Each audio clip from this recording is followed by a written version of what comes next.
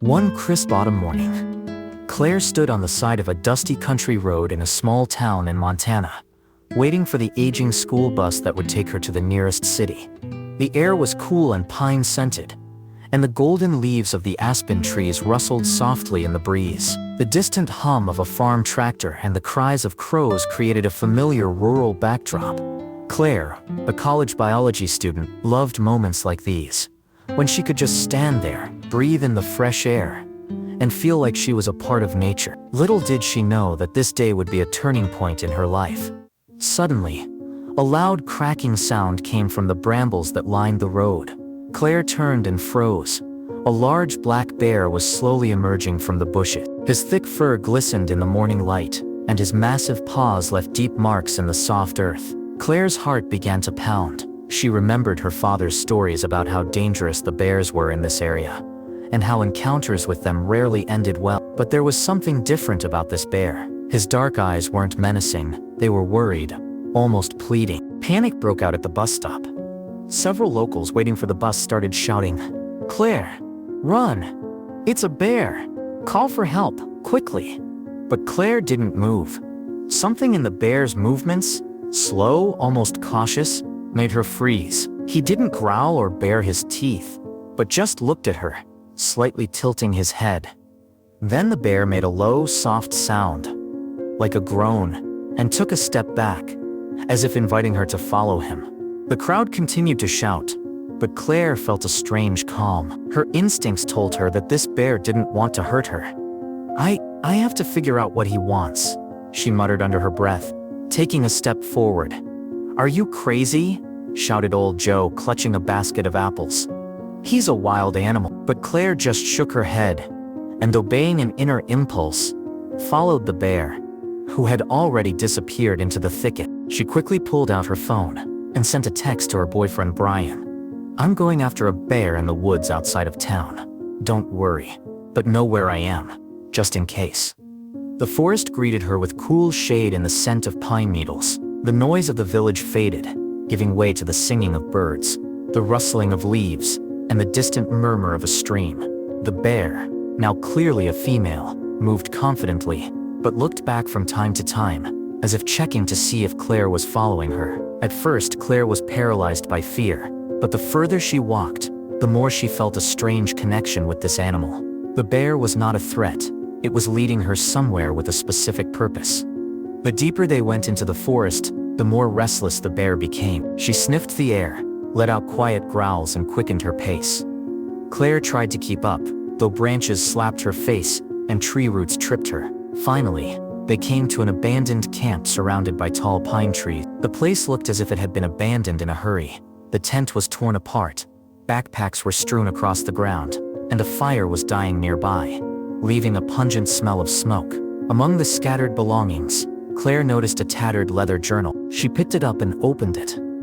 The yellowed pages were scribbled with plans. Someone was describing how to track down and capture a rare polar bear cub, a cub with unusual markings that was considered a legend in these parts. Claire felt her heart tighten. She glanced at the mother bear, circling anxiously, and realized this was her cub in danger. The mother bear had brought her here to save her child. "Okay, girl," Claire said quietly to the mother bear. "We'll find him. I'll help you." Following the notes in the journal, Claire and the mother bear moved on. The journal pointed to an old hunting trap deep in the woods, where apparently they planned to catch the cub. The journey was not easy. Claire made her way through dense undergrowth, and the bear stopped from time to time, listening to the sounds of the forest. As she walked, Claire remembered her biology lessons and her father's advice on how to behave around wild animals. She tried to speak quietly to calm the bear, although her own heart was pounding with excitement. An hour into their journey, they heard a faint, plaintive squeak. Claire quickened her pace, and the bear rushed forward. In a small hollow hidden behind a fallen tree, Claire saw a bear cub. His white fur, sparse and almost shining in the sunlight, was dirty with mud. He was caught in a metal trap, and his paw was pinched. The baby was shaking with fear, uttering soft moans. "Oh, baby, hold on," Claire whispered, approaching cautiously. The bear stopped nearby, her eyes full of concern, but she did not interfere. As if she trusted Claire, Claire knelt down and began to examine the trap. It was an old trap structure, rusty, but still strong. She remembered her father teaching her to open similar mechanisms when they went hunting as children. With trembling hands, she began to work, trying not to hurt the cub. "It's going to be okay, little one," she repeated to herself, trying to calm both herself and the baby.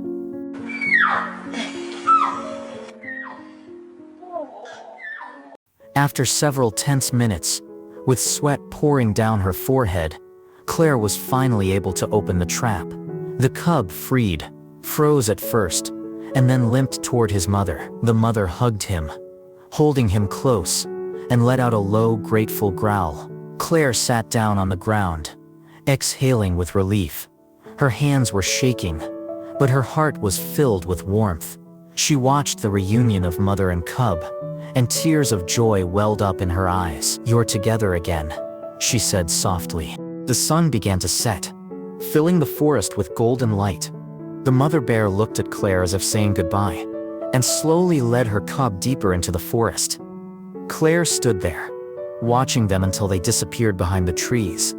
She felt that this moment changed her forever. It was not just an adventure. It was a connection that erased the boundaries between man and nature. Back in town, Claire could not stop thinking about what she had experienced. She told her story to Brian, who greeted her with concern and hugs. "You're crazy, Claire," he said, shaking his head, "but I'm proud of you." This experience inspired Claire to change. She realized that she could not simply return to her ordinary life. She began researching local wildlife conservation programs, and soon joined a volunteer group that fought illegal hunting and poaching. Claire began speaking at schools and local communities, sharing her story and encouraging people to protect the environment. "One small act can change a lot," she said, holding a photograph of a polar bear cub that she had drawn from memory. Every day, Claire felt like she was doing something important. She organized cleanups in the forests, collected signatures to ban dangerous traps, and even started a blog where she shared her thoughts on protecting the environment. Her story inspired others, and soon more and more people joined her initiatives. A chance encounter with a bear revealed to Claire her true calling. She realized that we are all responsible for this planet and its inhabitants. With each step, she continued on her way, full of gratitude and determination, knowing that her journey was just beginning. And so, Claire's story is not only a story of a wonderful encounter, but also of awakening, courage, and action to preserve the most valuable. Friends, thank you for taking the time to read this story. If it touched your heart, don't forget to like and subscribe to the channel to support us and learn more about wildlife and its wonders.